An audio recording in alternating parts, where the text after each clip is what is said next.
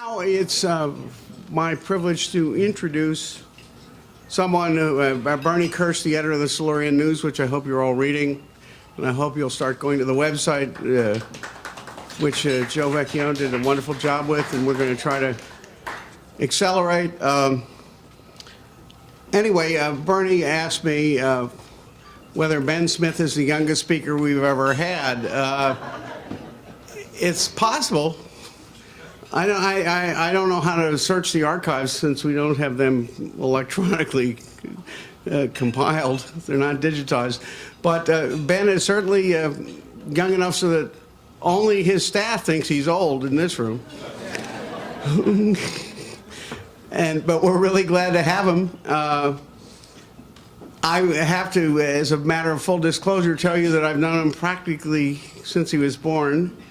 His mother, who just came in, Diane Smith. Diane, you got to wave. Your mom's here, yeah. And her husband has raised three absolutely marvelous children, Ben being one of them.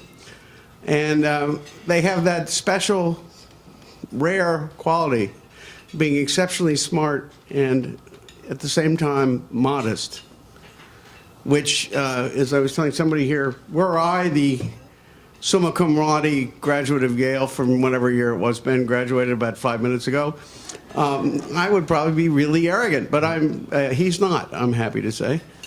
And he has taken a path that some of the people in this room can really identify with.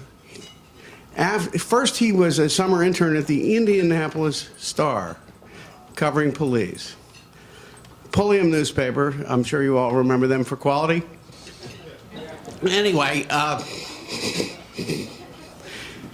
he did the time in the cop shack like the rest of us. You know, I mean, maybe he wasn't with Al Lewis because he wasn't at the Washington Post. He was at the Indianapolis Star. And so then he went to Eastern Europe in search of the news. He hasn't ever told me whether, because he was Yale summa cum laude, he was recruited by the CIA as a covert agent. So you can ask him yourself. I never have had the heart to ask him. I doubt it. But anyway, there he was in Eastern Europe, and he not only met his wife there, he filed a whole lot of stories for the Wall Street Journal while working in his first full-time job at the Baltic Times, about which I'm sure he will tell us more. He has spurned a number of jobs from the most important news organizations to keep staying on the cutting edge of news. Most of us in this room are not, I would say, internet superior. I mean, we may now be finally minimally competent, but we're not really right out there on the front wave. So Ben has always decided to take the riskier news move, which I admire. He went to the New York Observer. He started at the New York, when he came back to New York, he started with the New York Sun. He started a bunch of political blogs. He was covering City Hall, Room 5. We have a bunch of Room 5 veterans in this room. But he always had a different spin on it, and he has that special quality that to me makes a great reporter. He knows how to listen. And so he can be one of 10 people listening to the same talk, and only he will get it all. It's quite special. So I could extol his virtues, and he would win the bet that my introduction would be longer than his talk. So I'm about to stop. I'm sorry I don't have his clips from the Wall Street Journal from Eastern Europe. I mean, you know how hard it is even to get into Wall Street Journal Europe from Latvia? Anyway, he went to the New York Sun, then the New York Observer, the New York Daily News. Some other papers in New York wanted to get a hold of him. They didn't. Instead, he went to Politico. He happened to draw, because they thought he couldn't handle it, the Democratic nominee for president in 2008. And I can't remember if it was then or slightly before then, we began this great debate that he and I have about whether he should be doing retail. Because in the interest of full disclosure, how do I know Ben? My late stepmother, who a few of the people in this room may have known, was the sister of his paternal grandmother. So he is my nuclear relative. Anyway, if you didn't follow that, it's okay. It's not quite a conflict of interest, you know. But Ben, when I was at the Anchorage Daily News, I finally wrote a story that I thought was good enough for my great late stepmother to read, who was a notoriously tough editor of women's magazine. You know, the Dorothy Parker type of, if you don't have anything nice to say about anybody, sit next to me. That was Betty. So I sent this story down to the lower 48, made my weekly call, didn't hear anything about it for weeks. I finally made my annual visit. I said, so Betty, what do you think of that story I sent you? Alan, the fewer words you use to say the same thing, the more you'll get paid. That was her entire comment. It was actually quite instructive. So that's the argument Ben and I have been having, but he's the guy who thinks a story can be 18 words. Now, how could that be? He's able to condense the news in a way that I worry doesn't get him paid. Because, as some of the members here know, my ideal event would be unpaid writers setting Arianna Huffington on fire with flaming marshmallows live in Times Square as a pay-per-view event. So with that,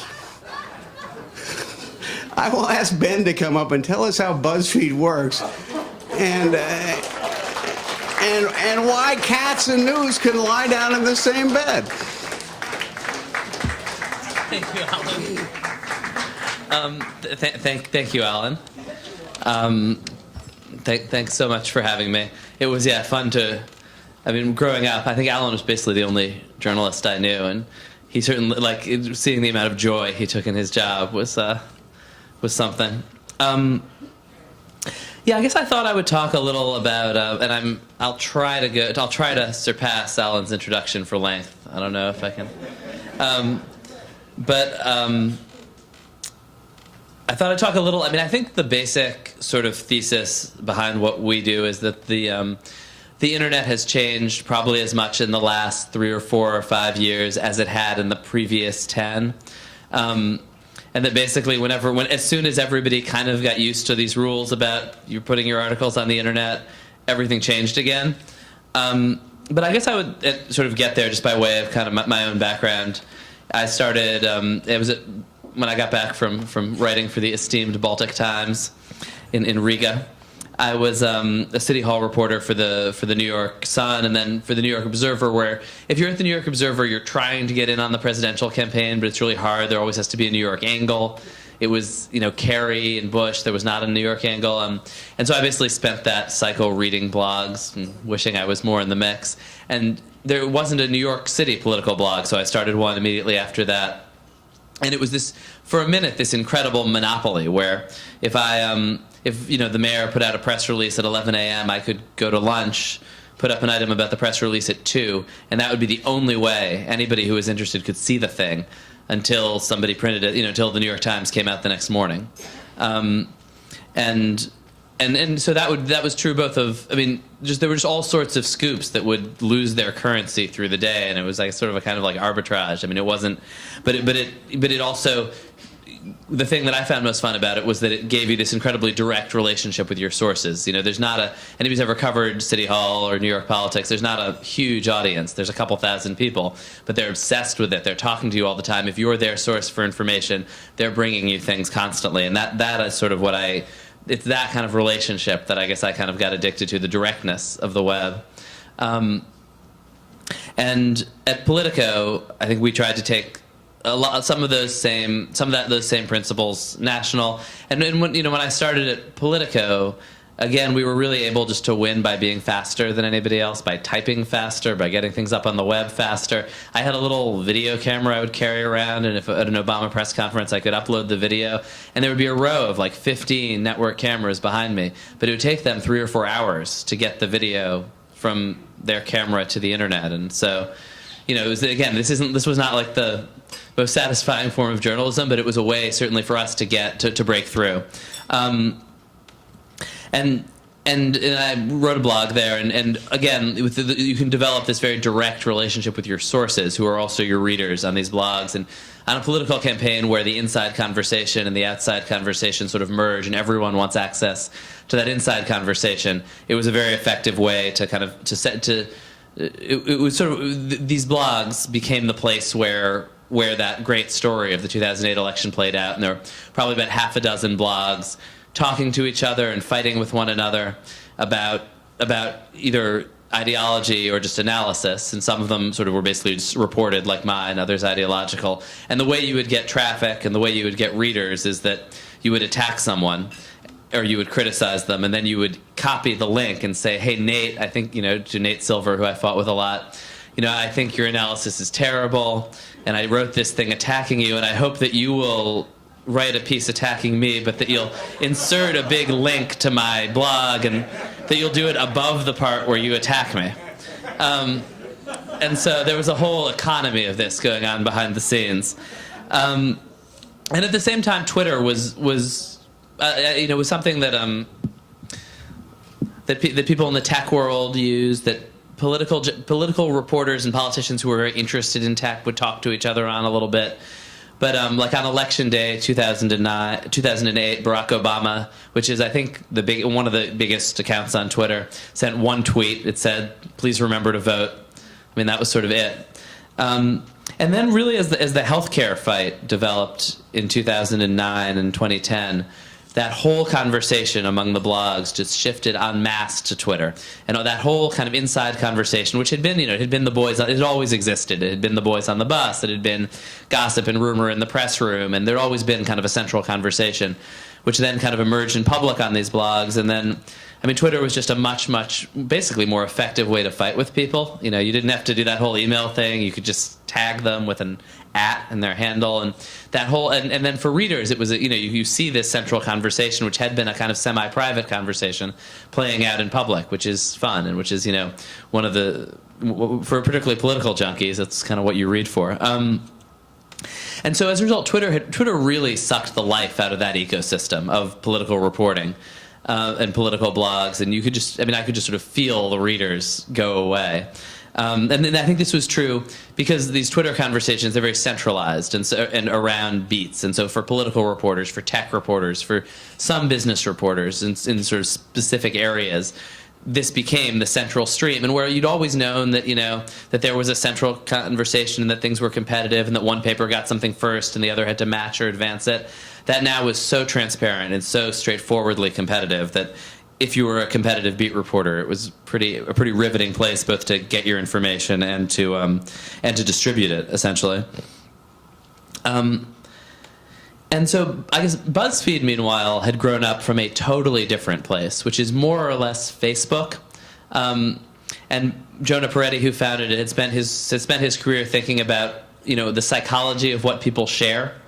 For him, it started with essentially an email chain letter. He wanted to, sort of as a prank, there was a year when Nike would let you write anything you wanted on your shoe. And he tried to customize it with the word sweatshop. And their customer service representative told him that wasn't a real word, so he couldn't.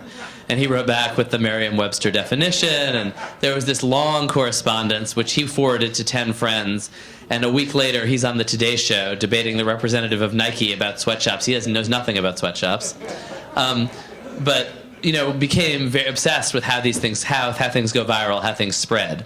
And so it built BuzzFeed really as a laboratory of experimenting with how things spread. And in 2007, 2008, the things that people were spreading, the things that people were sharing, and were pictures of their kids, pictures of themselves. And then that became, pictures of their pets, and then that becomes pictures of cute internet animals and memes and kind of jokes. And that ecosystem had been kind of evolving to where people were starting to share news and magazine articles, and other social platforms, mainly Twitter, had come up as a place where journalism was being shared the way people were sharing pictures of their drunk friends on Facebook. And so BuzzFeed decided, and this is when I started to, just to make a bet that was sort of the direction that that these platforms were headed, that they were becoming the core distribution channels for news, and with these channels, with Facebook, with Twitter, you could reach vastly more people than you can reach even with a big broadcast pipe or with a a giant printing press. So for us, that was 100 million people last month. So the so we started. I mean, in a way, organizing our news beats around Twitter, where there are these very competitive, centralized beat reporters on tech and business and sports and politics, and then the other place, the other sort of, I think, really interesting challenge for the way news is changing right now is just big breaking news stories. Which, I mean, and this is a crowd that actually will totally understand this, but often when you explain to people like what a total disaster it is in a newsroom when big news breaks. Like, people thought just reading the paper the next day that, like, it was an organized process and everybody knew what they were supposed to be doing and got things right and had a system.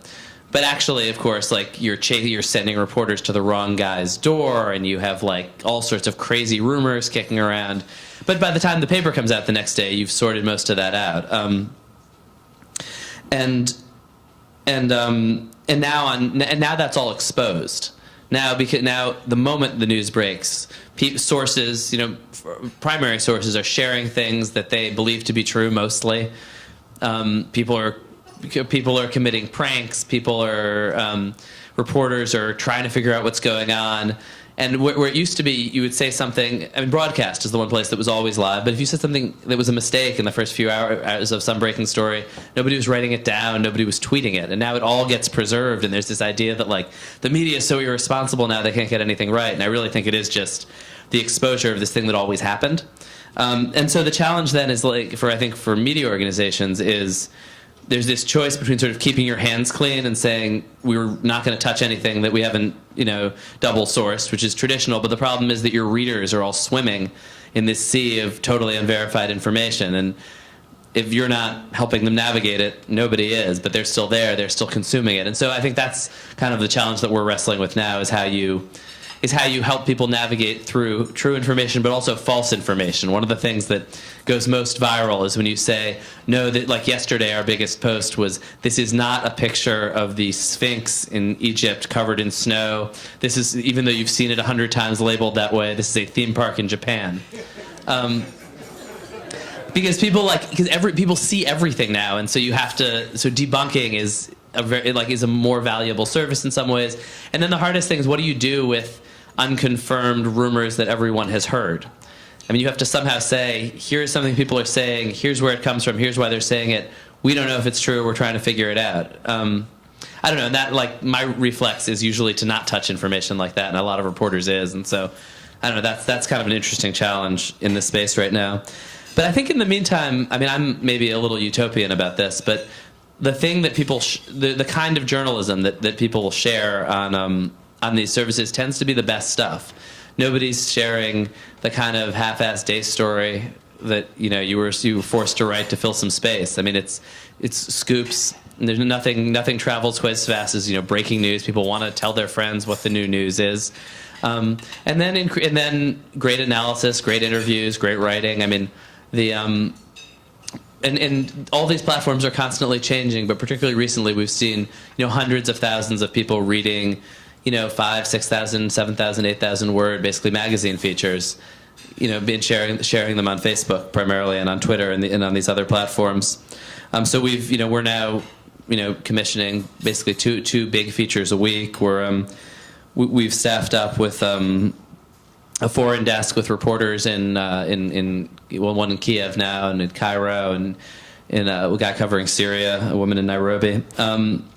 And because, again, there are these new front pages for these things. There are these social conversations where people are obsessed with what's happening in Egypt. And so if you can kind of tap into that conversation, advance that conversation, there's a lot of energy and readers there. And then the thing that we're kind of really particularly excited about next year is we poached one of Paul Steiger's kind of proteges from ProPublica to run an investigative unit. And we'll be hiring half a dozen reporters under Mark to do that, and hopefully cause a lot of trouble. And I thought it might be useful to take questions. That's kind of all I got. So thank you.